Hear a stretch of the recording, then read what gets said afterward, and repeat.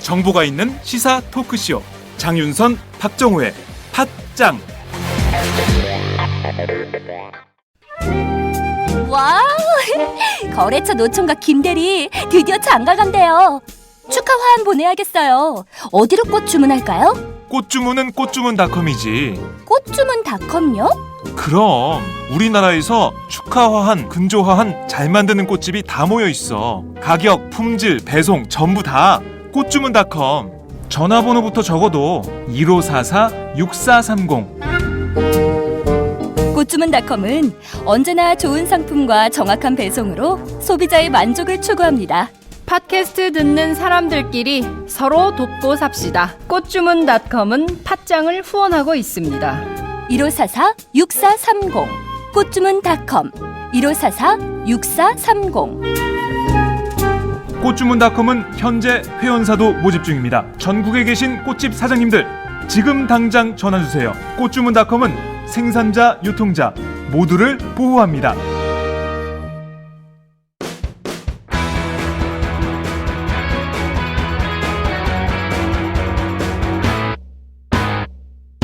색깔 있는 인터뷰. 색깔 있는 인터뷰 시작하겠습니다. 20대 총선 결과 야당의 불모지로 일컬어지는 이른바 부산 경남 지역에서 이변이 발생을 했지요. 바로 노무현 전 대통령의 비서관 출신들이 대거 당선이 됐는데요. 무려 4명이나 이번에 국회에 입성을 하게 됐습니다. 그 화제의 당선인들 가운데 오늘은 특별히 한 분을 모셨습니다. 바로 노무현 전 대통령의 마지막 비서관이었던 김경수 당선인을 모시고 자세한 말씀 들어보도록 하겠습니다. 어서 오세요. 네, 반갑습니다. 네. 오랜만입니다. 이야, 정말 축하드립니다. 네.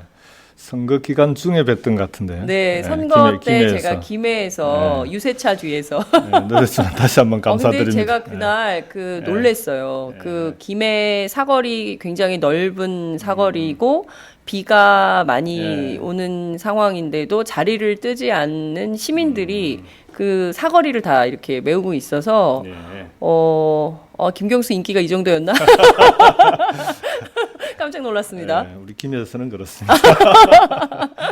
그러니까요. 정말 진짜 축하드리고요. 제가 사실은 늘 이렇게 보면 노무현 전 대통령도 그렇지만 문재인 후보였죠. 당시 2012년 대선 때 그때 늘 이렇게 수행하시면서 사실 기자들하고 많은 함께 얘기를 많이 하셨던 비서관 출신이신데 드디어 국회의원이 되셨습니다.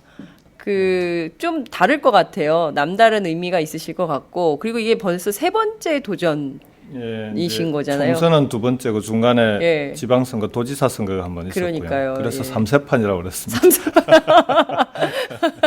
네, 3세판을 통해서 승리의 월계관을 쓰셨습니다. 좀 늦긴 했지만 그래도 당선 소감 한 말씀 부탁드릴게요. 좀 늦긴 하네요. 당선 직후에 인터뷰에서 당선 소감을 많이 얘기를 했었는데 조금 시간이 지나고 이제 차분하게 선거를 돌아보니까 조금 더 이제 감회나 선거 결과에 대한 생각들이 조금 새로워지는 건 좀 있습니다. 그러니까 그래요. 이게 이번 선거가 이제 김해 선거 승리라는 측면이 하나 있고 또 하나는 부산 경남 지역의 승리라는 측면이 하나 있는데 우선은 김해 같은 경우는 이제 제가 우리 당에서 제일 높은 득표율로 당선이 된 거니까요. 62.4%인데 김부겸 선배가 아깝게 0.1% 차이로 이유를 62.3.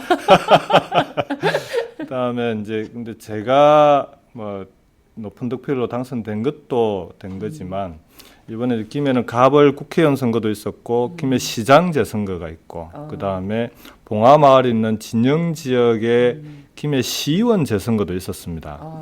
거기에 이제 정당 투표, 비례대표 정당 투표까지 합하면 총 5개의 선거가 치러진 셈인데 5개 선거를 모두 다 더불어민주당이 1위를 했습니다. 그래서 5대0 선거다라고 이제 김해에서는 그렇게 얘기를 하는데 이제 이 최고 득표율 당선자도 나오고 5대 0이라는 결과가 나왔으니까 이 김해 선거 결과를 이제 아는 사람들은 정말 대단하다라는 평가들을 많이 해주십니다. 그래서 이게 김해가 부산 경남 변화의 이제 바람의 시작 아니냐 그런 평가를 받고 있는 게 하나 있고요. 네. 그런 점에서 김해 시민들이 정말 대단하신 거고 우리 김해 시민들의 위대한 승리다 저는 뭐 그렇게 표현을 합니다. 그렇군요. 이 자리를 빌어 다시 한번 감사를 드리고 두 번째 이제 부산 경남 지역을 보게 되면은 이게 이제 3당 합당 체제 이후로 무너질 것 같지 않던 그 공고한 체제가 이번에 8명의 당선자가 나온 거 아닙니까? 노회찬 의원까지 포함하면 야권에서 9명, 울산의 무소속 2명까지 네. 합하면 11명의 당선자가 나온 거거든요. 네. 이게 어느 날 갑자기 이렇게 많은 당선자가 나오니까 사람들이 좀 의아해하는 네. 그런 분위기가 있는데 3당 합당 체제가 벌써 26년 됐습니다. 90년이었으니까. 네. 극복하는데 한 세대가 걸릴 거다라는 얘기가 있었거든요. 그런 진짜 점에서 이제 드디어 부산 경남이 정말 정상적인 지역 정치, 견제와 균형의 정치를 회복하는 그런 선거 결과를 부산 경남 지역 주민들께서 만들어 주신 거 아니냐 그런 점에서 좀 여러 가지 의미가 있는 선거 결과다 이렇게 봅니다. 그렇군요. 그 처음 선거 끝나자마자는 굉장히 뭐랄까 이제 약간 다소 흥분된 분위기에서 나왔다면 지금 한 달 정도 지난 다음에 당선 소감을 들으니까요. 굉장히 그 면밀한 분석, 뭐 여러 가지 차분한 생각을 하게 점검 이런 게 되는 것 같습니다. 그동안 못 듣던 얘기를 지금 그 이 자리에서 듣게 되는 것 같은데요. 5개 선거구에서 전부 더불어민주당이 승리했다는 건 정말 큰 의미가 영남 있는 것 지역에서 정말 3당 합당 이후로 처음 있는 그런 근 30년 그러니까요. 만에 처음 있는. 예. 예. 그러니까 90년 민자당 합당 선언 이후에 얼마나 많은 아마 이제 PK와 TK는 더 이상 헤어지지 않은 동반자 관계가 될 거다라고 했었는데 한 세대가 걸린다고 했었는데 정말 근 30년이 다 돼가는 이번 시점에 이렇게 됐다 이런 말씀을 좀. 그 이전에는 PK 지역이 뭐 3.15라든지 부마 민주화 운동이라든지 그래서 사실은 민주주의의 어쨌든 보루 같은 그런 지역이었는데 3당 합당으로 이제 하루 아침에 보수의 진원지 같은 보수의 근거지가 됐었는데 그게 이제 조금씩 바뀌는 거 아니냐. 물론 뭐 경제 어려움 이런 것 때문에 분노 투표도 있었지만 꼭 그렇게만 보기는 어려운 그런 지역적인 선거 결과가 아닌가 싶습니다. 그렇군요. 저희 방송 아시는 것처럼 오마이TV, 유튜브, 유스트림, 아프리카TV 그리고 페이스북으로도 동시에 생방송이 되고 있고요. 저희들이 이제 조회수를 이렇게 쭉 보니까 순간 접속자가 10,000명 정도가 돼요. 그리고 오늘은 또 어떤지 모르겠습니다. 어제 심상정 대표의 경우에는 순간 접속자가 이제 10,000명 정도 됐었고 하루에 저희가 한 150만 뷰 정도 나오기 때문에 제가 늘 시작할 때 그렇거든요. 어디서 이 방송 보고 계십니까? 외국에서 보시는 분들도 많기 때문에 아시죠? 152개 나라. 벌써부터 제가 말씀도 안 드렸는데 많은 분들께서 응원 메시지 의견 주고 계십니다. 감사합니다. 30대 같으시대요. 올해 어떻게 되세요? 연세가? 선거할 때 항상 자기소개 처음 이렇게 했었습니다. 우리 나이로 51하기 딱 좋은 나이인데 제발 좀 일 좀 하게라. 아니 67년생입니다. 67년생이세요. 30대가 나오려고. 이게 정치하는 사람한테는 핸디캡이기도 합니다. 그래요? 역시 깨어있는 시민의 조직된 힘으로 압도적으로 이기셨습니다. 축하드립니다. 이런 의견. 당선되시고 노 대통령께 가셔서 대통령님 경수 왔습니다 하시는데 제가 다 감격했습니다. 이런 의견 주신 분 계시고요. 김경수는 김해 시민의 탁월한 선택입니다. 어디서 김해에서 보고 계십니까? 김해 시민들이 지금 뭐 의견을 주고 계시는 것 같습니다. 인천에서 보고 계시대요. 인천입니다. 날씨 다시 쨍쨍해졌습니다. 오늘 날씨가 좋은 모양입니다. 어제는 비가 왔었는데요. 여러분들의 의견 실시간으로 전해드리겠습니다. 의견 많이 주시기 바랍니다. 말씀하신 내용을 조금 더 이어가 보도록 할게요. 저희가 이제 오늘 정말 듣고 싶었던 얘기인데, 부산 경남 그리고 김해, 왜냐하면 저희가 이제 갔을 때 그런 얘기도 들었어요. 김해 시민들이 정치에 관심을 안 가졌더니 그 내 통장에서 돈이 빠져나가더라. 그래서 그게 무슨 얘기입니까 했더니 이제 네. 무상급식 무상급식 얘기를 네. 하시는 거예요. 그래서 그동안 계속 그 새누리당 찍었지만 결국 지역 변화, 지역 정치, 지역 사회, 뭐 지역 문화 전혀 변화가 없더라. 이제 이런 비판이 있었는데 김해 시민들이 이번에 대거 5대 0의 선거를 만들어낸 가장 근본적인 기저에는 어떤 움직임이 있었다고 보십니까? 방금 말씀해주신 이제 무상급식 문제는 홍준표 지사, 도지사께서 이제 사실상 젊은 학부모들을 깨어 있게 만든 그런 결과. 특히 홍준표 지사가 네, 오히려 30, 40대 초등학생이나 중학생 네. 아이들을 두고 있는 특히 젊은 엄마들. 네. 그전에는 정치가 자기하고는 아무 관련이 없다라고 생각하셨다는 거예요. 네. 그랬다가 이제 무상급식 사태가 발생하고 나니까 그분들이 이제 거리로 나와서 1년 넘게 피켓팅도 하고 뭐 할 수 있는 온갖 그 무상급식 정상화 원상 회복을 위한 활동들을 하셨는데 네. 그 과정에서 만나보면은 그렇게들 말씀을 하셔요. 정치가 이렇게 내 생활과 밀접한 연관이 있을 줄 몰랐다. 그러니까 돈 몇 푼 빠져나가는 것, 뭐 그것도 중요할 수는 있지만 네. 그것보다는 아이들이 학교에서 눈칫밥을 먹게 만드는 게 이제 더 큰 문제 아닙니까? 무상급식이라고 하는 무상급식을 유상급식으로 만든 게. 그래서 이제 그런 좀 자각의 계기를 만들어준 게 있었던 것 같고요. 그게 김해 같은 경우에는 다른 도시에 비해서 좀 젊은 도시입니다. 그러니까 평균 연령이 김해 을 지역 같은 경우에는 평균 연령이 37세고요. 그 다음에 제일 많이 표가 나온 장유 3동, 제가 사는 동네입니다. 네네. 이만기 후보도 같이 삽니다. 한 동네 사세요, 네, 이만기 유라라고 이제 일컫는데 네. 장유 3동의 경우에는 제가 한 2배 이상 표가 많이 나왔는데 거기는 평균 연령이 32세. 그래서 32세. 예, 정말 거기 젊은 있는 초등학교 한 초등학교는 1학년이 14학급까지 늘어나요. 그런 학교가 있어요, 요새? 그것 때문에 과대 감일 학교 때문에 아니, 어떻게 문제가 되고 1학년만? 예. 그러니까 이제 6학년까지 다 있는데 계속 네. 늘어나서 올해 입학한 1학년이 14학급으로 늘어나요. 세상에. 그러다 보니 아무래도 이제 평균 연령도 낮고 젊은 학부모들은 많겠습니까? 그런 영향이 하나 있고요. 네. 그다음에 근데 그것보다 더 큰 근본적인 원인은 아까도 말씀드렸던 분노 투표입니다. 그러니까 선거 다니면서 제일 많이 들었던 얘기 두 가지가 네. 먹고 살기 힘들다. 또 하나 제발 좀 싸우지 마라 이거거든요. 근데 국민들은 이렇게 먹고 살기 힘들고 경제가 나아질 기미도 보이지 않는데 네. 그걸 책임져야 될 정치인들이 공천을 놓고 자기들끼리 싸우고 있으니까 특히나 이제 새누리당의 그 유승민 네. 의원 파동이라든지 이런 걸 보면서 거기에 대한 실망과 분노가 기본적으로 너무 컸던 것 같아요. 특히나 이제 PK나 TK 같은 지역은 새누리당에 대한 기대가 있는 네. 기대가 큰 또 유권자들이 많다 보니까 그만큼 실망도 컸던 것 같고요. 네. 그런 이제 분노 투표가 기본적으로 근본 원인이었는데 여기에 저는 두 가지가 경남 부산 지역에는 좀 있다 보면 하나는 후보들의 면면이 과거와는 좀 달라졌다라는 겁니다. 후보 면면이. 예, 우리 더불어민주당의 후보들을 잘 살펴보시면 네.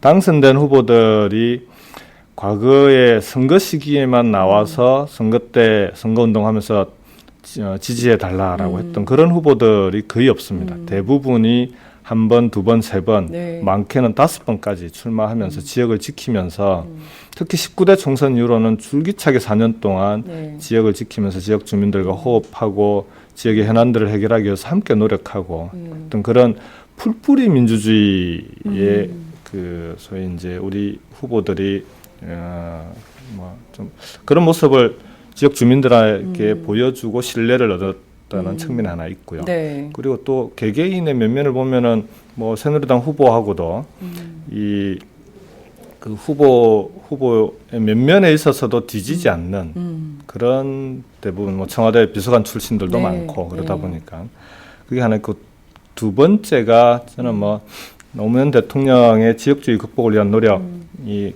근본적으로 여러 가지 점에서 영향을 미쳤다고 봅니다. 특히 김해는 그 부분에 있어서는 더 이제 작용을 많이 한 거 아니냐.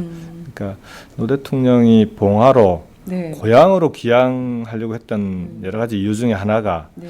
나라도 내려가 있으면 그러면은 지역 주민들이 내 얼굴 봐서라도 좀 이 지역주의 극복하자고 이렇게까지 얘기하는데 도와주지 않겠냐 이런 생각이 좀 있으셨던 거거든요. 이제 그런 점들을 우리 지역 주민들께서 조금 이제 평가해주고 선거 결과에 반영해 주신 거 아닌가. 그게 이번 부산 경남 지역의 선거 결과를 만들어냈던 그런 좀 원인들인 것 같습니다. 네. 말씀해 주신 대로 정말 풀뿌리 민주주의를 지켜온 후보들, 그러니까 뜨내기 후보가 아니고 네. 동네를 지키고 동네에서 뭔가 막 민원이 발생하거나 네. 그러면 새누리당 국회의원보다 현직 국회의원보다 더 열심히 했던 전재수 후보 같은 경우 굉장히 네. 인상적이더라고요. 그러니까 저는 그 선거운동 저희가 이제 취재를 했는데 네. 다 아는 사람인 줄 알았어요. 재수야 막 이래가지고 그래서 아 저분이 되게 발이 넓구나 했더니 아시는 분이야 그랬더니 오늘 처음 본 사람이야. 그래서 근데 어떻게 그렇게 하냐고 그랬더니 동네에서 하도 많이 다녀가지고 네, 맞습니다. 명함을 뭐 10만 장인가 선거 때마다 10만 장씩 뿌렸다고 얘기를 하던데 여하튼 그런 어떤 그 헌신성, 지역에 대한 헌신 뭐 이런 것이 결국 유권자들로부터 표를 얻게 된 계기가 된 거 아닌가 이런 생각이 좀 듭니다. 앞서 말씀하신 내용을 좀 지적해 보죠. 분노 투표 말씀을 해주셨는데요. 그러니까 박근혜 대통령 이번 총선 결과 3당 체제 만들어진 것은 국회가 너무 일을 안 하니까 양당 체제로도 도저히 안 돼서 3당 체제를 만들어준 거다 이렇게 평가를 하셨어요. 그 분노와 이 분노는 시민의 분노와 대통령이 지적한 분노 현장에서 볼 때 어떤 차이가 있다고 전 보십니까? 두 가지 다 있다고 봅니다. 하나는 그러니까 정도의 차이는 있습니다. 네. 기본적으로 그 경제 먹고 사는 문제가 힘들다라고 했을 때는 일단 정부 여당의 경제정책 실패에서 기인하는 거 아니겠습니까? 네. 그러니까 국정이 어렵고 힘들고 국민들이 힘들면 제일 첫 번째 책임은 정부 여당이 지는 겁니다. 정부 여당. 예, 그거 하라고 대통령 뽑아놓고 여당 만들어준 거 아닙니까? 네. 그래서 근데 그 책임을 자꾸 이제 다른 데로 돌리고 하는 건 뭐 전 정치권 전반에 대한 심판이라고 하는 두 번째 심판도 국민들의 심판도 있다고 봅니다. 그게 3당 체제를 만들어낸 건데. 네. 근데 그건 부차적인 거죠. 기본적으로 정부 여당의 경제정책 실패에 대한 국민들의 분노 투표와 심판이 1차적인 거고 네. 거기에 더해서 예. 이제 국회가 국민들이 보기에는 정말 19대 국회에 대한 평가가 너무 이제 오히려 혐오에까지 이럴 정도로 네. 여의도를 폭파했으면 좋겠다 이런 얘기를 심심찮게 선거운동하면 다니다 보면 듣거든요. 이제 그런 정도로 국회에 대한 그리고 정치인들에 대한 분노나 뭐 혐오 이런 것들이 있는데 그런 불신 그 부분은 이제 함께 극복해야 될 문제라고 생각합니다. 그게 이제 3당 체제를 만들어냈던 여당이든 야당이든 간에 네. 제대로 좀 해라. 이제 제발 좀 자기들 기득권 가지고 싸우지 말고 국민들이 먹고 사는 국민들의 밥그릇 문제 가지고 싸우든 경쟁하든 협력하든 그렇게 해라라고 하는 그런 국민들의 심판에 함께 또 들어가 있는 거 아니냐 그렇게 봅니다. 그렇군요. 싸우지 말라는 얘기를 많이 들었다는 말씀을 저희가 이 인터뷰 자리에서 모든 당선자들에게 듣고 있어요. 똑같이 나오는 얘기가 제발 국민들이 싸우지 말라라고 요청을 한다. 근데 그것도 양면성이 있는 거 아닌가 싶어요. 하나는 언론이 좀 과도하게 싸움을 붙여서 만들어진 어떤 프레임, 뭐 친노, 비노, 친박, 비박 뭐 이런 갈등 구도가 있는 것은 아닌가 싶기도 하고 실제 정치인들이 과도하게 싸우는 면도 좀 있고 그런 것 같은데요. 이건 좀 어떤 방향으로 어떻게 극복해야 될까요? 두 가지가 좀 다른 문제잖아요. 그러니까요. 그러니까 우선 정치권의 싸움 문제는 그러니까 국민들의 권익, 국민들의 이익, 그다음 국민들의 먹고 사는 문제 해결을 위해서 열심히 싸워준다라고 한다면 그다음에 이제 싸움의 방식은 문제가 됩니다. 이제 과거처럼 뭐 우통 벗고 싸우고 이런 거는 아무리 좋은 이슈를 가지고 싸우더라도 이제는 국민들의 수준이 그 정치가 아이들한테 기감이 돼야지 사회 지도자들이 지도급 있는 인사들이 그런 얘기를 쉽게 어르신들이 하거든요. 그러면은 품위 있게 싸워달라는 겁니다. 그러니까 품위 있게 국민들의 이익을 지켜달라는 거 그런 식의 정치권, 정치 문화 전반의 수준을 올려달라고 하는 요구가 하나 있는 것 같고요. 그리고 국민들을 위해서 좀 국민들의 이익을 지켜달라 이게 하나 있는 것 같고 근데 그건 이제 20대 국회 숙제가 되는 것 같습니다. 근데 앞부분에 말씀하신 언론 문제는 이제 특히 종편 다니다 보면은 경로당 가서 인사드리면은 네. 경로당 TV에는 항상 종편이 틀어져 있습니다. 종편에서 하신 말씀들을 가지고 네. 그중에 꼭 한두 분씩은 질문을 하시고 네. 그러면 자연스럽게 경로당에서 정치 토론이 되기도 하고 그런 경우가 있는데 언론의 문제는 저는 이게 이제 민주주의 현대가 민주주의 위기라고 하잖아요. 네. 이게 민주주의 위기라고 얘기하는 이유가 그러니까 결국은 정치는 여론에 의해서 좌우될 수밖에 없고 네. 정치는 국민들이 요구하는 수준을 넘어서기 어렵습니다. 국민들의 요구가 중요한데 네. 문제는 그런 국민들의 요구는 국민들의 여론이 만들어내는 건데 지금 국민들의 여론을 만들어내는데 가장 중요한 도구가 언론이거든요. 실제로. 그렇죠. 예. 특히 종편이 그 부분에 있어서는 되게 큰 역할과 또는 해악을 함께 끼치고 있는 거고 그러다 보니 언론이 소위 말하는 견제와 균형, 민주주의의 근본 원리에 입각해서 네.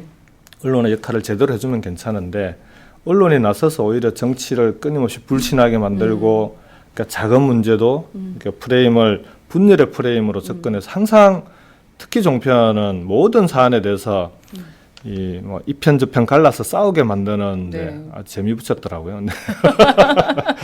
그렇게 만들면 결국은 국민들이 정치로부터 멀어지게 되는 건데 그런 여론을 언론이 만들어내면 결국은 정치가 국민들에게 불신받게 되고 네. 혐오받게 되고 그렇게 되면은 그런 여론이 또다시 이 정치권을 소위 말해서 이제 갈등이나 분열 대립으로 몰아가고 그러면서 악순환을 만들어내는 게 있는 것 같아요. 근데 물론 언론과 종편이 그렇게 만들어 가는데 원인 제공을 하는 측면이 정치권에 없지는 않습니다. 그러나 원인 제공하는 것에 비해서 나타나는 보도의 행태는 좀 과도하게 나타나는 거 아니에요. 그래서 양쪽이 다 함께 극복해야 되는 문제다. 정치권은 품위와 수준을 국민들의 요구만큼 만들어서 정치권을 혁신하고 정치권 그리고 정치인들이 스스로 혁신하고 네. 두 번째로 그런 정치권의 노력에 언론도 함께 노력해줘야 된다. 정치권은 노력하고 있는데 끊임없이 이번 같은 경우도 어제 제가 어떤 질문을 하나 받았냐 그러면 그 김종인 대표하고 우상호 원내대표께서 줄 서지 마라 이렇게 얘기하니까 바로 친노에 대한 경고 아닙니까?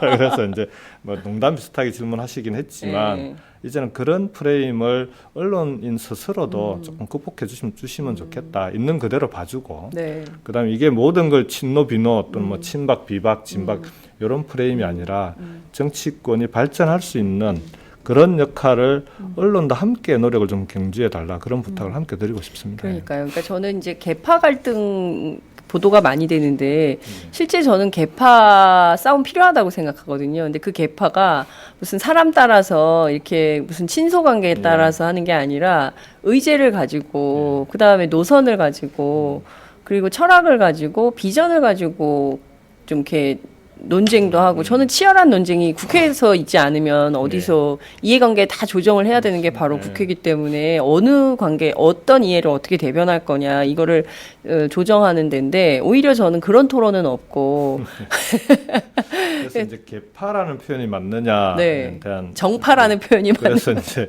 우리는 정파다 뭐 이렇게 이야기도 하는데 뭐 개파냐 정파냐 이런 용어의 문제는 아닌 것 같고요. 말씀하신 대로 가치와 노선 철학을 가지고 정책과 대안을 가지고 그렇습니다. 경쟁하고 토론하고 예. 그러면서도 필요한 시점에는 타협해내는 그게 이제 대화와 토론 타협이 정치의 기본 아니겠습니까? 네. 그래서 정치의 기본으로 돌아가는 게 20대 국회에 좀 필요한 거 아니냐. 그게 원칙과 상식 합리에 입각한 정치이기도 하거든요. 네. 그래서 그 국민들한테는 계속 뭐 합리적이고 그다음에 뭐 토론, 뭐 대화하고 토론하고 이런 걸 요청하면서 정치권은 뭐 끊임없이 이제 토론이라기보다는 싸움이라고 표현되는 게 국민들이 보기에 이게 합리적인 토론처럼 안 보이는 겁니다. 그렇죠. 그렇게 보이면은 이렇게까지 비판하겠습니까? 근데 서로 보면은 예를 들어서 이제 그 정책 하나, 법안 하나로 놓고 보더라도 서비스 발전 기본법이나 이런 걸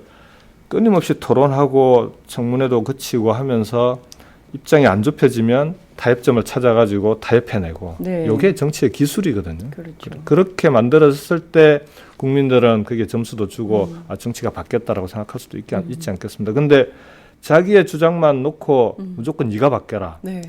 그러니까 마지막까지 쟁점이 붙어 있는 네. 법안들이 대부분 저는 뭐 어느 뭐 여당 야당의 책임을 얘기하기 이전에 양쪽 다 그런 입장에 서 있었기 때문에 타협이 안 된 건데 그래서 그런 점에 있어서는 정부 여당이 좀 더 주도적으로 타협을 네. 이끌어내는 노력이 필요하고 야당은 어느 정도 국민들의 야당이 생각하는 국민들의 이게 반영됐다고 생각하면 양보하면서 타협을 같이 만들어가는 그런 20대 국회가 됐으면 좋겠습니다. 아마 국민들이 그걸 원하지 않을까 그렇습니다. 싶습니다. 예. 말씀하신 대로 19대에서는 사실 그 제일 주도를 하려고 했던 분은 청와대 박근혜 대통령이었거든요.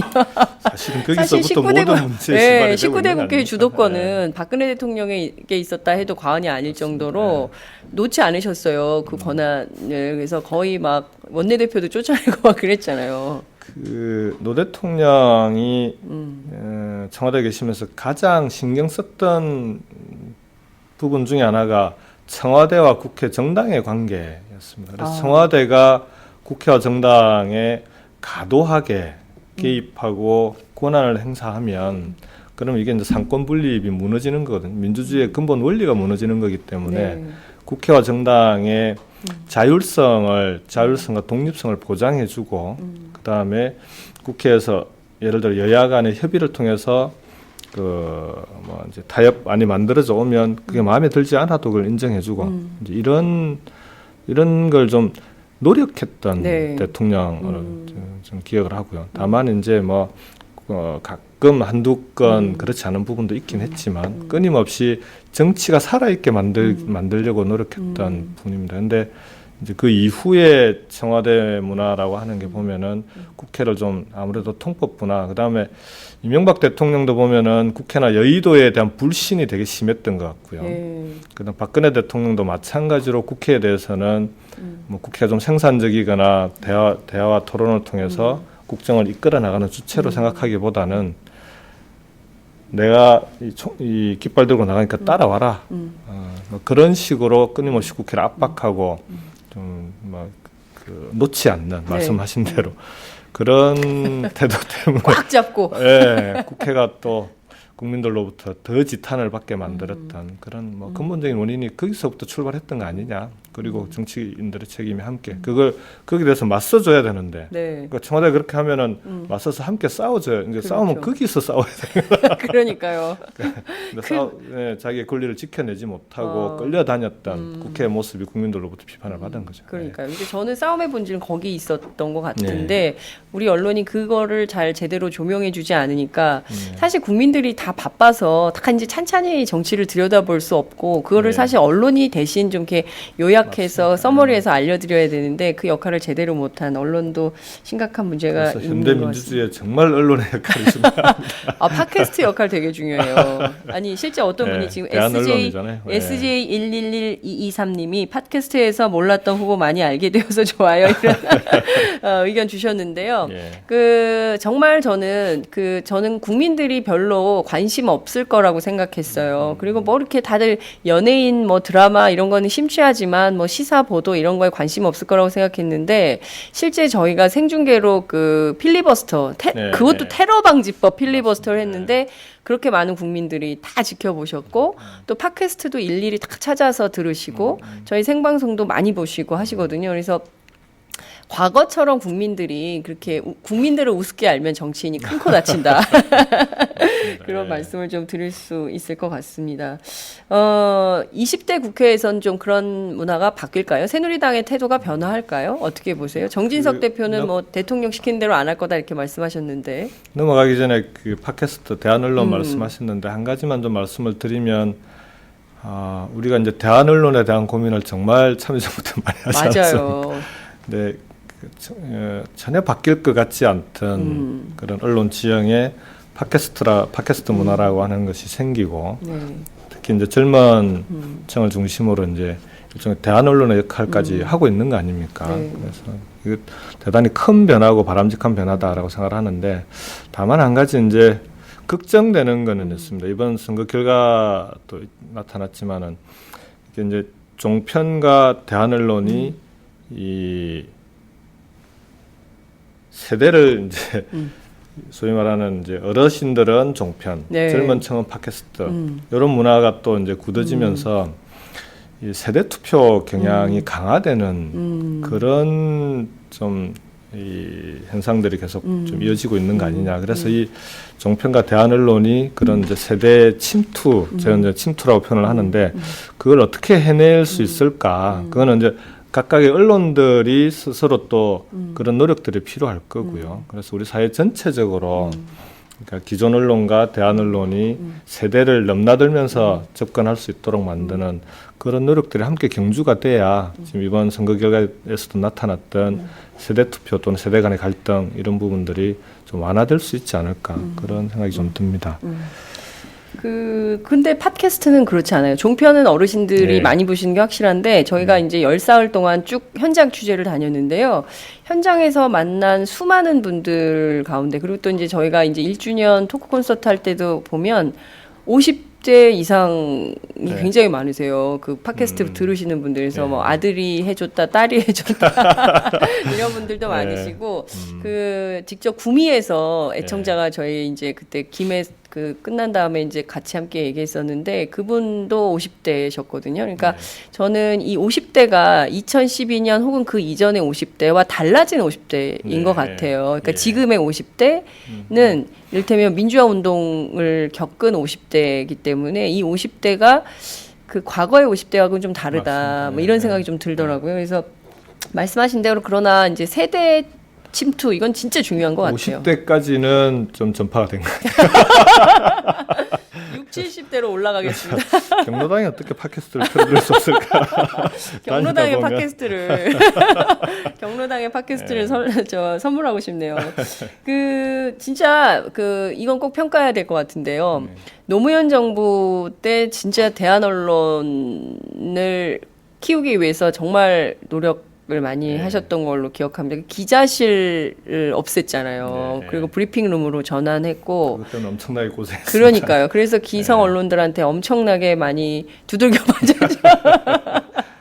그리고 뭐 맨날 피투성이가 됐죠. 그러니까요. 언론과 맨날 싸울 거냐 뭐 이랬었는데 저는 그때 굉장히 큰 노력을 했으나 이명박 박근혜 정권 오면서 다시 또 이게 어려운 상황이 되는 것 같아요. 그래서 20대 국회 여소야대가 됐으니까 다시 또 대한 언론에 희망기를 싹 틔워주세요. 내년 대선도 중요합니다. 그러니까요. 내년 대선도 정말 중요하고 그렇습니다. 근데 대한 언론 스스로 많이 그런 부분들에 대한 노력도 많이 하시고 그렇게 해서 국민들에게 그러니까 접근성을 편하게 그래요. 만들었다고 하는 게 저는 대한 언론 종사하시는 분들에게 열악한 환경인데도 불구하고 정말 감사를 드립니다. 아니 제가 역으로 감사 인사를 받으니까 저도 몸둘 바를 모르겠네요.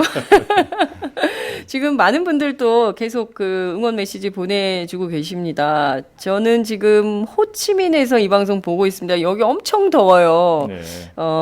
안나킴이란 분께서 보내주신 헐 초동안이다. 최영민님께서 얼굴 너무 동안이시래요. 고맙습니다. 미카엘 MK분 토론토입니다. 제 고향은 김해 장유입니다. 아까 장유 삼동 말씀하셨는데 제가 장유가 사는 곳이 지금 장유입니다. 김경숙님께서 고맙습니다. 국회의원에 당선되어 주셔서 감사합니다. 이명박이를 심판해 주세요. 전설애님께서 김해을뿐만 아니라 국회에서도 좋은 활약 부탁드립니다. 다름과 닮음이란 분께서 김경수 당선인은 개념 있고 똑똑하고 말 잘하고 잘생기고 모든 면에서 김부겸은 상대가 안 됩니다. 왜 갑자기 김부겸? 자, 저는 영박님 오늘 캐나다 분들이 많이 듣고 계시네요. 영박님께서 저는 지금 캐나다에서 응원하고 있습니다. 카라멜 마끼아또님 말씀 잘하시네요. 믿음직합니다. 경로 안나킴께서 경로당에도 오마이가 꼭 진출하시길 바랍니다. 네, 고맙습니다.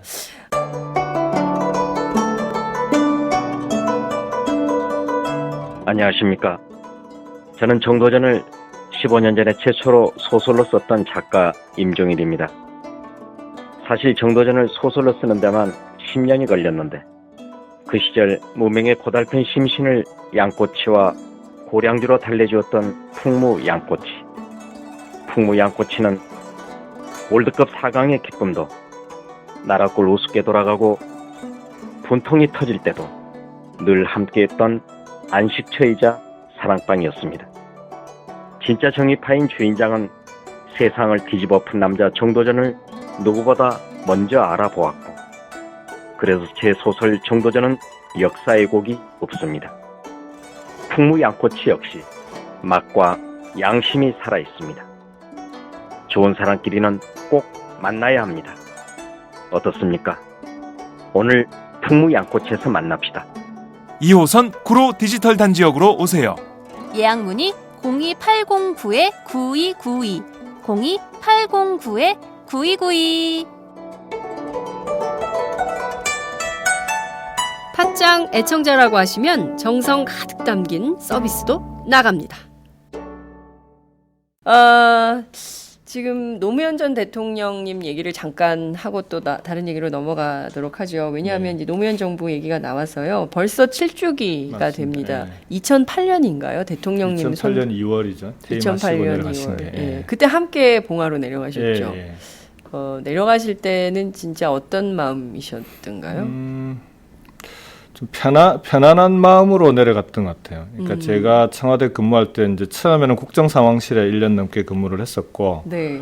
그러다가 이제 대통령님께서 이제 탄핵을 당하시고 직무에 복귀하신 게 5월 달이거든요. 네. 5월 달에 이제 복귀하시면서 일부 속실로 올라와서 일하지 않겠냐고 제안을 하셨는데, 그때 이제 고민하면서 제 아내랑 상의를 했었어요. 그때 네. 상의한 내용이 뭐였냐 네. 그러면, 야, 이게 그 국민의 정부 때도 이제 일부 속실에 근무했던 선배들도 있고 하니까 이번에 당선된 김한정 당선자가 일부속 실장이었고, 네. 그래서 일부 속실로 지금 가게 되면 나는 이제 대통령 곁에서 바로 일을 할 수 있으니까 좋은데, 네. 혹시 퇴임하고 나서도 책임져야 될지 모르겠다. 혹시 그런 일이 생기면 네. 그건 당연히 책임질 수밖에 없다. 지금 일부 속실로 가게 되면 그렇게 상의를 했었는데, 의외로 우리 아내도 흔쾌히 그렇게 되면은 뭐 우리 애들한테도 대통령 할아버지도 생기고 좋지 않겠냐. 그래서 그런 대화를 나눴던 기억이 있습니다. 그래서 이제 마지막 퇴임하실 점에 봉화로 이제 내려가시기로 하고 봉화까지 같이 내려갈 비서관 논의가 있을 때 저한테 이제 대통령 제안하시고 있을 때 근데 저도 너무 자연스럽게 네. 당연히 이제 이 50대가 되면은 50대 로망이 또 기촌기야. 큰 개도 키우면서. 예. 그래서 이제 가족들이 다 함께 봉화로 가는 데 대해서 김해로 가는 데 대해서 크게 뭐 어려움이 없었던 것 같아요. 그래서 네. 가족들하고 내려올 때는 오히려 편안한 마음으로 대통령님과 함께 저도 이제 노후를 설계할 수 있는 그런 계기였던 것 같아서. 그때 아이들이 몇 학년이었어요? 2008년에? 큰애가 이제 중학생이었고요. 어. 이제 중학교 6학년, 큰애가 6학년, 작은애가 3학년, 초등학교 6학년, 3학년 그랬습니다. 그래서 이제 2008년 연말에 이제 김해로 내려와서 같이 이제 큰애는 중학교 입학하고 큰애는 중학교 입학하고 작은애는 4학년으로 올라가고. 그때 되면 엄마들이 전부 강남으로 가야 된다고 생각하는데 예. 강남 가서 학원 돌려야 된다고 생각하는데 김해로 가셨어요. 그죠? 이제 서울에서는 웬만큼 살아볼 만큼 살아요. 근데 저희들이 제가 이제 촌놈 출신이라 고성군 개천면 출신입니다. 그래서 제가 개천 출신입니다. 개천에서 용난 거예요? 이묵이라고 하죠. 근데 시골에서 이제 저도 살아봤잖아요. 그래서 애들이 자랄 때 시골에서 자라는 경험을 꼭 한번은 해주고 싶다 이런 게 좀 있었습니다. 그러니까 도시에서만 자란 아이들과 네. 그 시골에서 뭔가 이제 그 시골의 자연과 함께 자란 아이들은 좀 분명히 좀 차이가 있다고 봅니다. 세상을 바라보는 눈이나 사람을 대하는 태도나 이런 데 대한 차이가 있기 때문에 그래서 그런 환경을 애들한테 줄 수 있으면 그건 뭐 저로서는 오히려 좀 아이들한테 선물을 준다라고 애들은 전혀 그렇게 생각 안 했을 수도 있는데 그래서 뭐 크게 저기 김해로 내려오는 데 대해서 다들 가족들의 그 문제를 느끼거나 뭐 그런 건 아니었던 것 같은데 나중에 보니까 애들은 고생을 했더라고요. 아내도 약간 고생을 하고 저는 이제 경남 출신이라 네. 제 이제 고향은 아니지만 경남으로 돌아온 건데 아내는 전남 출신의 서울에서 네. 그렇고 경남하고는 아무런 연고가 아이들도 이제 서울말 쓰고 하는데 경남에 내려오면은 아무래도 경상도 네, 아이들이 네, 좀 네, 그 터프합니다. 약간은 좀 거친 면이 있고 네. 이제 근데 아이들이 거친 게 아니라 말투가 아무래도 경상도 사투리가 더 세니까 처음에 내려와서는 아이들이 자기들 별로 안 좋아하는 것 같아요. 나중에 보니까 이제 경상도 사투리에 적응하는데 몇 개월이 걸렸더라고요. 그래서 이후에는 뭐 그런 거 없이 다들 좀 만족해하는 지금은. 그렇군요. 예. 그 2008년에 그렇게 내려오셔서 2009년에 대통령님이 떠나시게 되셨어요. 그때 굉장히 그 장면을 저는 기억합니다. 이렇게 굉장히 시리에 찬 표정. 그때 굉장히 헬스케지셨던 그 얼굴 아마 많은 분들 기억할 텐데요. 벌써 7년이네요, 그죠? 그때 생각하면 지금도 마음이 어떠세요?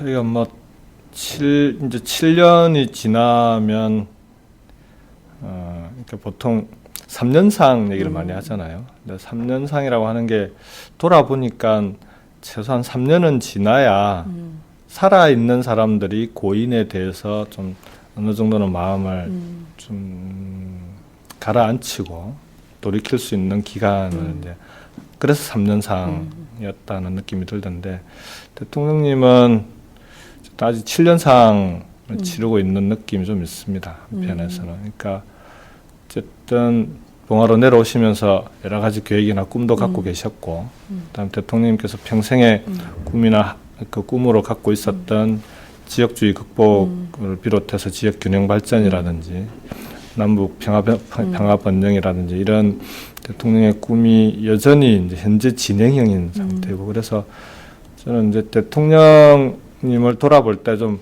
마음 편하게 돌아보려면 그런 대통령의 꿈이 어느 정도 좀 실현되고 이 정도 했으면 대통령과 함께 우리가 숙제라고 생각했던 숙제 좀 했습니다. 이렇게 얘기할 수 있는 시점이 돼야 좀 웃으면서 얘기할 수 있지 않을까. 지금은 여전히 좀 돌아보면은 조금은 그래도 이제 이번 선거 결과를 가지고 대통령님께는 대통령님 저희들 이렇게 만들어서 왔습니다라고 말씀드릴 수 있는 결과라서 다행스럽긴 한데 그래도 아직 갈 길이 좀 먼 것 같습니다.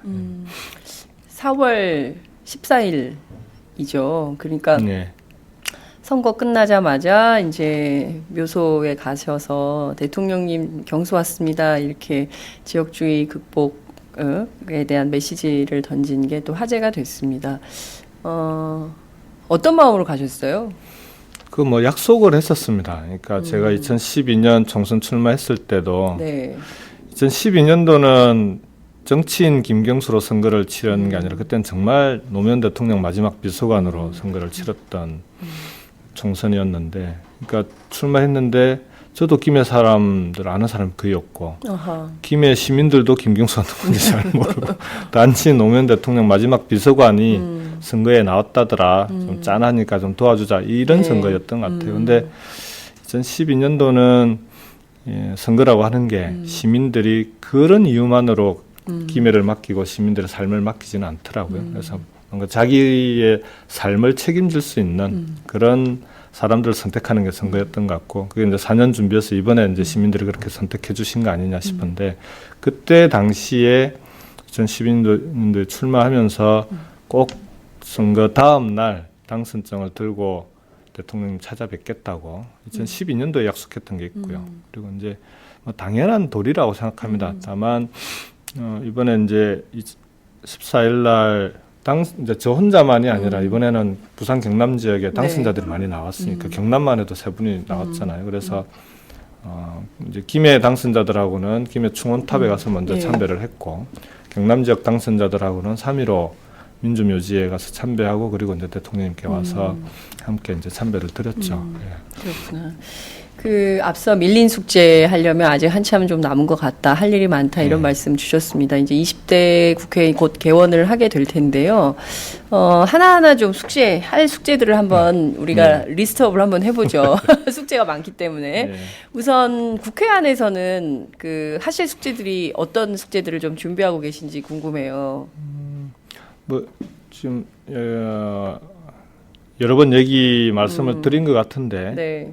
그러니까 19대 국회까지 국민들이 정치권, 국회에 대해서 갖고 있는 불신이나 거의 혐오에까지 이런 국민들의 그런 마음을 좀 돌려낼 수 있는 국회가 돼야 될 것 같습니다. 그래서 그건 저는 정치 문화를 바꾸는 거다, 기본적으로. 거기에는 첫 번째가 상대방에 대한 인정이 필요합니다.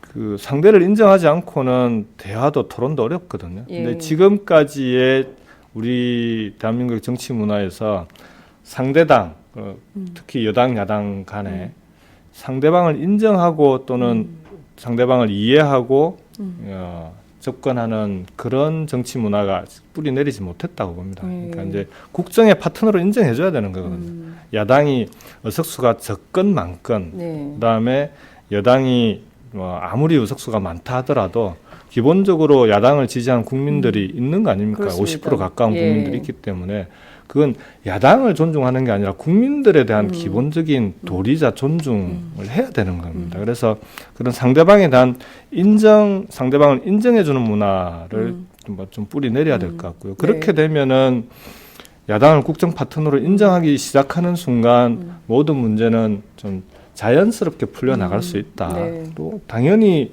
생각이 다를 수 있거든요.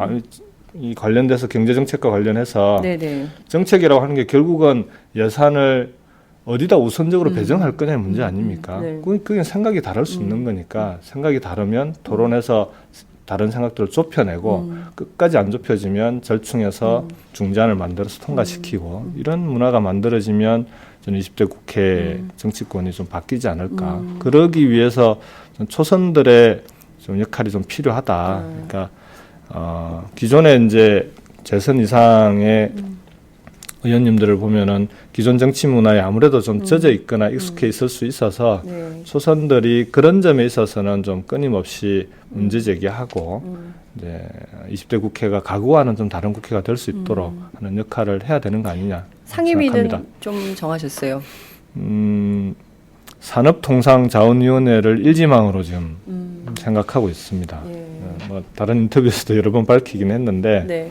제가 이제 대한민국에 해결해야 될 세 가지 큰 숙제가 저는 이제 첫 번째가 빈부격차의 해소가 있고요. 두 번째가 수도권과 지방의 네. 지역 간의 격차, 예. 있고 세 번째가 남북 간의 격차라고 생각을 하는데 그 중에서 이제 가장 우선적인 게 이제 부의 불평등, 빈부 간의 격차라고 보거든요. 네. 그 중에서도 대기업과 중소기업 문제가 좀 대단히 큰 문제라고 네. 보는데 마침 김해가 중소기업이 7,000개가 넘습니다. 아 그래요. 전국에서 두 번째로 중소기업이 많은 도시입니다.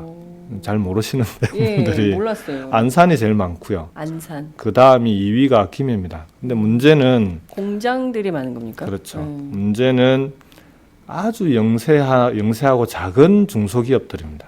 그러다 보니까 좋은 일자리보다 나쁜 일자리가 많고 그래서 이런 중소기업들을 영세 중소기업들을 집중적으로 지원하고 육성해서 좀 중견 강소기업으로 만들어내야 그래야 이제 좋은 일자리들이 늘어나고 좋은 일자리가 늘어나야 기본적으로 경제가 돌아가지 않겠습니까?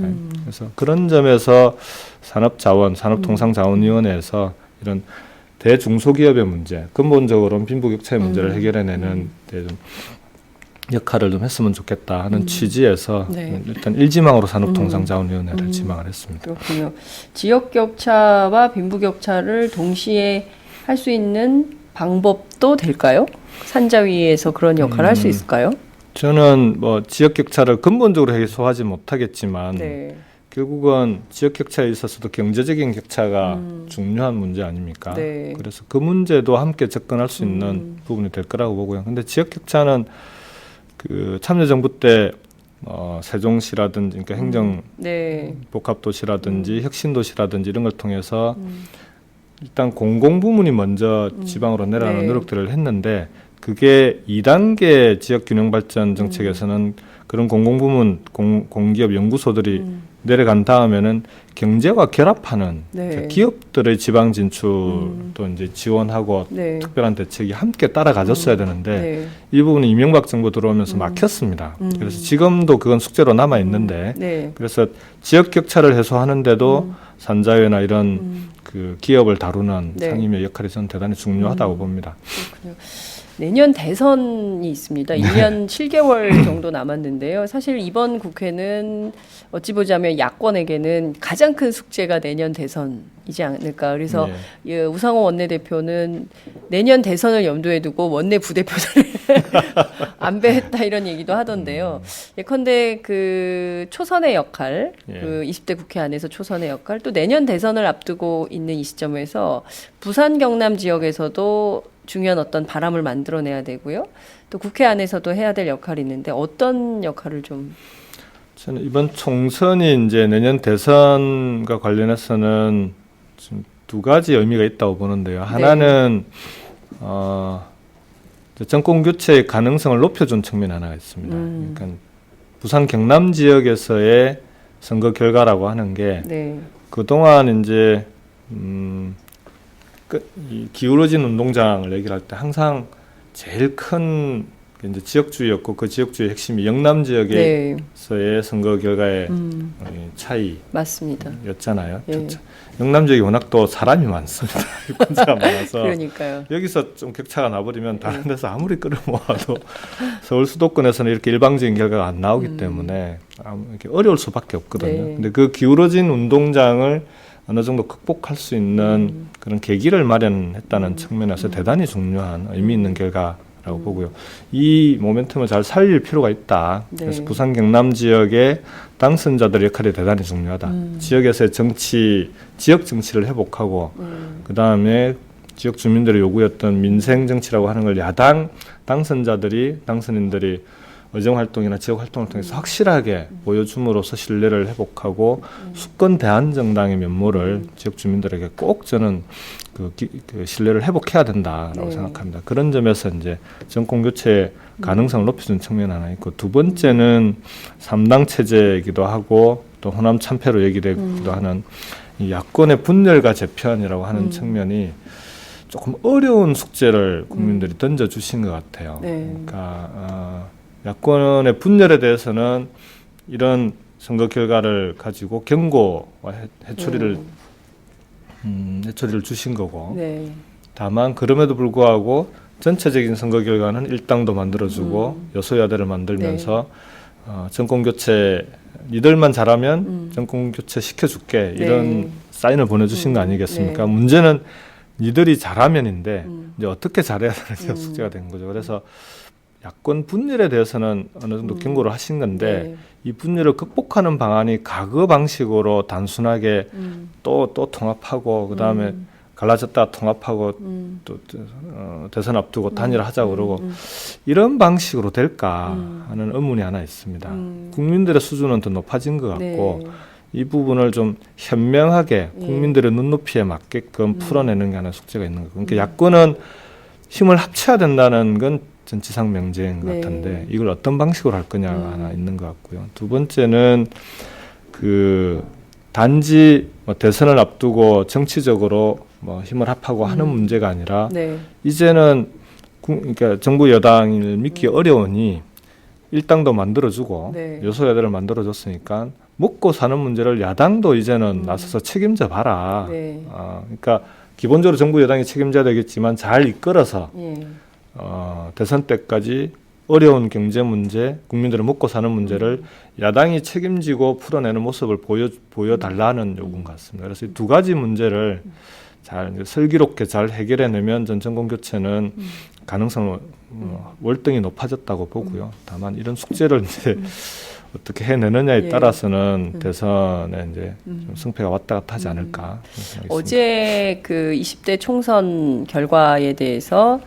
평가하고 이제 대선 전망하는 토론회가 당내 서울시당 주최로 열린 토론회에서 내년 대선 2자 구도로 치러야 된다. 이제 결국에는 야권 통합 혹은 또 다른 방법에 이제 야권이 하나가 돼야 선거에서 가능성이 열리는 거 아니냐, 이제 이런 주장이 나왔습니다. 3자 구도로는 어렵다는 것이죠. 근데 지금의 상황을 보면 결국 3자 구도로 갈 가능성이 높은데, 그렇다면 첫 번째 선거제도를 바꿔서 결선 투표제를 도입해서 하는 방법이 있고, 또 아니면 앞서 정치적으로 좀 해결해서 뭐 하나의 후보를 만드는 방안도 얘기가 있는데요. 경선은 불가피한 거 아니냐, 이런 주장도 있습니다. 이런 주장들에 대해서는 좀 어떤 입장이신가요? 전 모든 가능성이 열려 있다고 봅니다. 지금은요. 예, 그러니까 대선 결선 투표제는 지난번 대선 때 그 대선 공약이기도 합니다. 문재인 후보예요. 예, 예. 그러니까 야권의 공약인 거죠. 문재인 후보만의 공약이 아니라 당시 단일화했던 안철수 후보도 대선 결선 투표가 필요하다라고 했던 건데, 결선 투표의 필요성은 아무래도 이제 특히 다당제로 이제 사회가 네. 다양화되기 때문에 네. 경향이 그렇게 갈 수밖에 네. 없는 거 아니냐라고 볼 때, 그렇게 되면은 이 30% 대통령 뭐 이렇게 돼서는 이 대통령이 당선된 뒤에도 정통성이나 국민들의 지지를, 그러니까 좀 다수의 지지를 얻고 국정을 힘차게 이끌어 나가야 되는 데 있어서 문제가 생길 수 있는 거 아니냐, 이런 문제 제기도 있고요. 그런 점에서는 국정의 안정성을 높이기 위해서 결선 투표를 도입하자는 것도 하나 지금 의미가 있다고 보고, 또 이제 여러 후보들이 나오기 때문에 야권의 입장에서는, 그러니까 과거 방식의 단일화는 이제는 어렵습니다. 뭐 여론조사 해서 단일화 마지막까지 버티다가 서로 막 실갱이하고 네. 국민들이 이제 또 그런 모습 보여주면은 뭐 이제는 정말 막 이제 안 또 하고 등을 싶어요. 돌릴 겁니다. 그래서 아예 통 크게 초반부터 양보하든지 그런 일은 예. 불가능하지 않겠습니까? 예. 그런 점에서 그런 이제 사실상의 단일화를 제도를 통해서 국민들의 투표를 통해서 단일화를 이루어내는 방식으로서도 결선 투표가 유용한 거 아니냐. 네. 그런 점에서 이제 단일화로 고생하셨던 두 분 후보들이 결선 투표에 대해서는 누구보다 더 꼭 필요하다고 생각하시는 것 같아요. 아, 문재인, 안철수 두 후보가. 예. 근데 그 결선 투표제를 이제 그런 점이 있으면은 새누리당은 또 반대할 수도 있기 때문에 꼭 네. 도입된다는 보장이 없잖아요.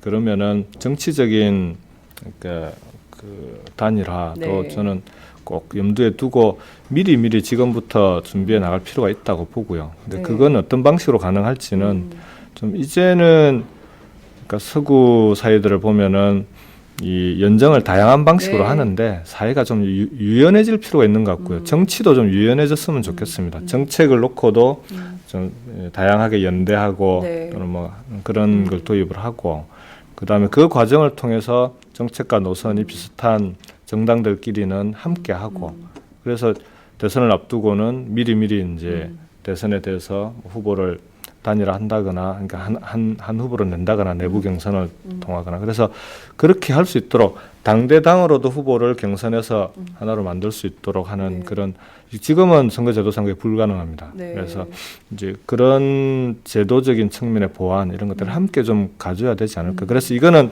선거제도가 이제 야당이 그냥 선거에 이기기 위해서 네. 후보를 단일화하기 위해서 만든다라는 게 아니라 네. 우리 사회가 이제는 다양한 사회의 변화에 맞게끔 정치제도, 선거제도가 네. 좀 이렇게 선진화돼야 되는 그런 측면에서도 꼭 필요하다라고 봅니다. 전당대회 일정이 정해지긴 했습니다. 이제 8월에서 9월 사이에 하는 네. 걸로 돼 있는데 8월인지 9월인지 뭐 어떻게 되는 겁니까? 뭐 전당대회 그래서 예. 단서를 하나 더 달아놨지 예, 않았습니까? 정기국회 전에 하는 것을 원칙으로 한다. 그러니까요. 그래서 네.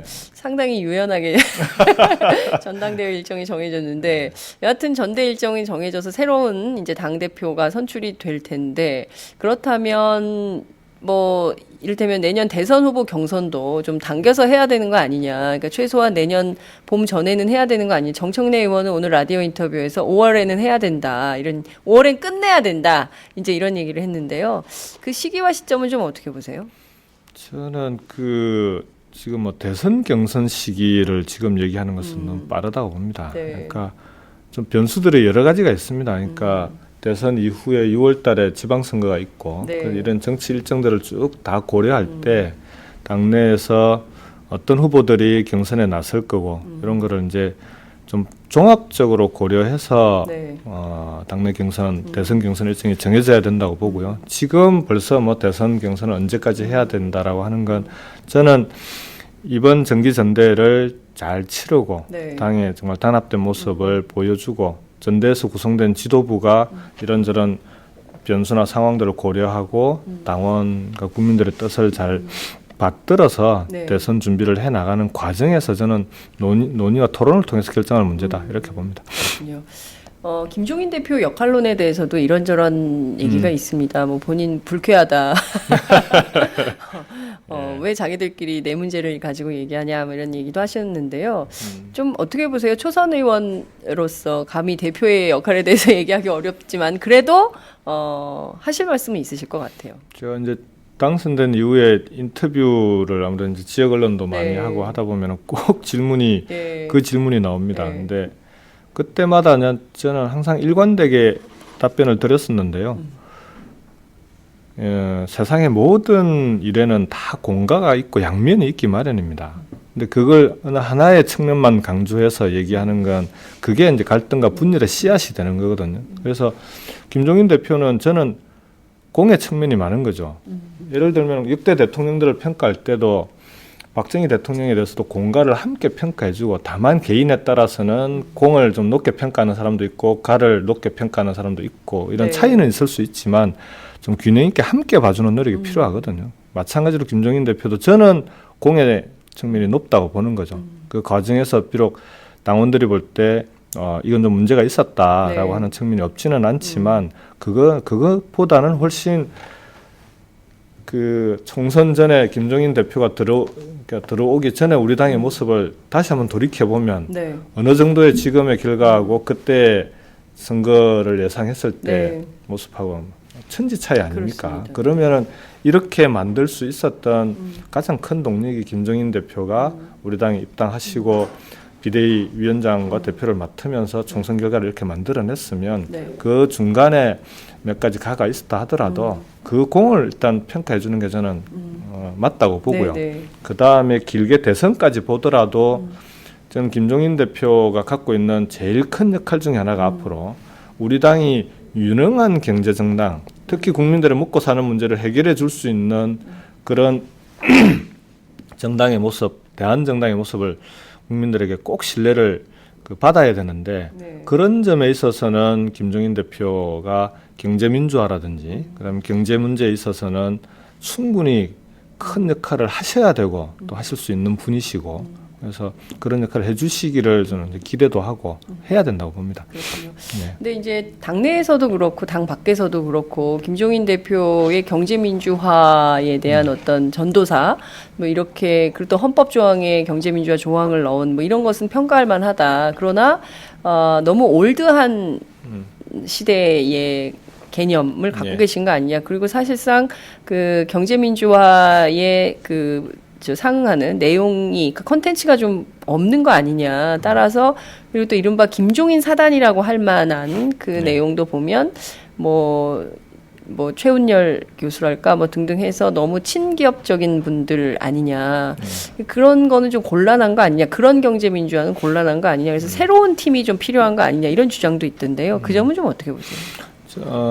저는 뭐 그 올드한 거 아니냐라고 얘기하는 부분은 거꾸로 그만큼 우리 사회, 우리나라가 경제민주화 수준이 너무 낮다는 거죠. 그러니까 경제민주화를 처음 제기했을 때의 네. 수준조차도 실현해내지 못했다고 하는 게 그냥 대한민국의 현 수준을 얘기하는 거고요. 그래서 그런 측면은 뭐 오히려 그것만이라도 빨리 좀 그런 경제민주화라도 좀 달성을 하자. 이게 오히려 훨씬 더 현실적인 것 같고 그 다음에 다만 그렇지만 이제 경제민주화의 내용을 좀 더 풍부하게 하고 지금 현대에 맞는 지금 시점에 맞는 그런 경제민주화, 경제정책을 만들어내야 되는 건 그건 전 우리 당의 과제라고 봅니다. 그걸 김종인 대표 혼자에게만 온전히 짐으로 맡겨놓는 건 그건 무책임한 거고요. 네. 김종인 대표를 중심으로 그리고 김종인 대표가 아까 김종인 사단 말씀하셨는데 네. 함께 하고자 했던 사람들 영입한 거 아닙니까? 네. 그분들은 어쩌면 기존에 우리 당에 있는 사람들로서는 바라보지 못하는 경제 측면들 또는 경제 시각, 경제에 대한 시각들을 제공해 줄 수 있는 분들이라고 봅니다.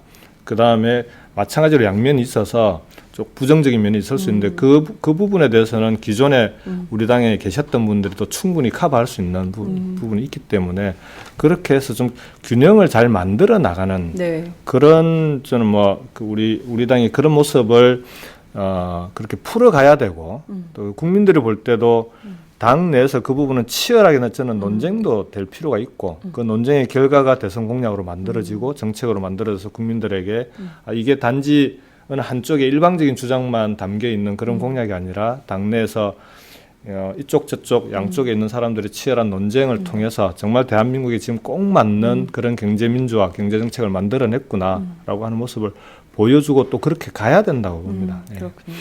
알겠습니다.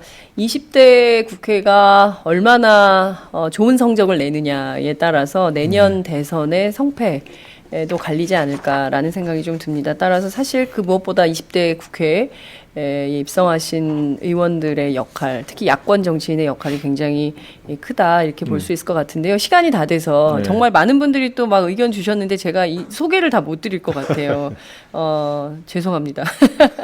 이건 제가 말씀드릴게요. 꼭 잘하셔서 대선에서 대선 때 부산 경남에서 태풍을 좀 불러 일으켜 주시기 바랍니다. 이런 의견. 경로당에서 생방송하세요. 진짜 꼼꼼하셔. 저희 애청자들은 정말 디테일이 강하세요. 네. 하여튼 많은 의견 너무 감사드리고요. 끝으로 한 말씀 부탁드릴게요. 예, 우선 우리 팟짱 청취자분들, 그러니까 시청자라고 해야 되나요? 시청자. 시청자분들께 감사를 드립니다. 그 다음에 팟짱이 지난 총선 선거 기간 중에 그 먼 김해까지 직접 오셔서 생방송도 해주시고 도움을 주신 데 대해서 감사를 드리고요. 마지막으로는 이제 정치를 이제 시작을 했고 정치인으로 이제 정치인의 길을 걸어가고 있는데 항상 이제 정치를 하면서 끊임없이 되새기는 건 대통령께서 이제 정치하는 사람들이 와서 한 말씀 조언을 해달라고 하면은 초심에 대한 얘기를 많이 하셨습니다. 그러니까 본인이 시민운동 인권 변호사 하시다가 국회의원이 된 다음에 만나는 사람이 달라지니까 사람의 생각이 바뀔 수밖에 없다라는 거죠. 그러니까 초심이 안 변하고 끝까지 간다라고 하면 그건 거짓말인 거고 사람이 안 변할 수는 없는데 처음 가졌던 마음이나 생각이 바뀌고 있다라는 걸 스스로 느끼고 그걸 초심을 잃지 않으려고 경계하고 노력하는 자세가 중요하다고 항상 말씀을 하셨는데 그런 정치인이 될 수 있도록 최선을 다하려고 합니다. 열심히 하겠습니다. 네. 초심을 잃지 않는 시민운동 인권을 소중하게 생각하는 노무현 대통령처럼 노무현 대통령을 닮은 정치인이 되시라는 당부 저도 좀 드리고 싶네요. 사실 운동권이 욕먹는 정치이지 않습니까? 학생운동, 노동운동, 인권운동, 운동권 문화 이렇게 해서 굉장히 폄훼되는 측면이 있는데요. 80년대 한국 사회에서 민주화를 일궈냈던 그 열정으로 다시 20대 국회에서 그 열정을 발휘하는 그런 정치가 됐으면 좋겠습니다. 오늘 말씀 정말 잘 들었습니다. 네. 고맙습니다. 네, 고맙습니다. 오늘도 오마이뉴스 10만인 클럽 후원 회원님들의 발길은 이어지고 있습니다. 국민이 속지 않고 믿을 수 있는 언론을 기대합니다. 시민을 위한 언론 오마이뉴스가 진보 종편으로 꼭 성공하기를 빕니다. 시민들의 판단에 위한 충실한 진실 전달자가 되어주세요. 민주주의가 왜곡 후퇴하는 이 불의하고 참담한 현실이 하나하나 타개되길 소망합니다. 오마이뉴스를 믿고 응원합니다. 장윤선, 박정호의 팟짱 후원하시는 10만인 클럽 회원님들의 가입 동기입니다. 참 절박하죠? 오마이TV가 보수 정편이 외면한 진실을 생생하게 전달하겠습니다. 내 손안의 스마트 진보 종편 월 1만 원이면 됩니다. 지금 바로 전화주세요.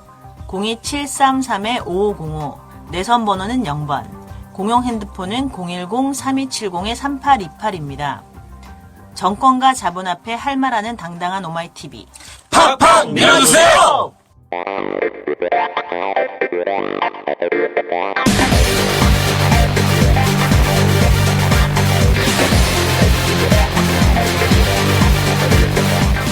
정보가 있는 시사 토크쇼 장윤선, 박정호의 팟짱.